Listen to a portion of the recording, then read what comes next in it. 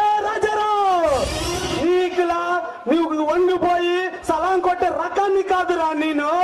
నీకు సమాధి సిద్ధం చేసే సామ్రాట్ని విజేంద్ర వర్మనే.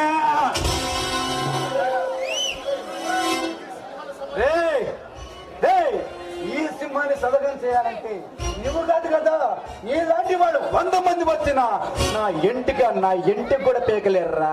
అది ఈ జన్మకి జరగదు. ఓరా పారిపో. వస్తా వెళ్ళొస్తా. ఈ విజేంద్ర వర్మ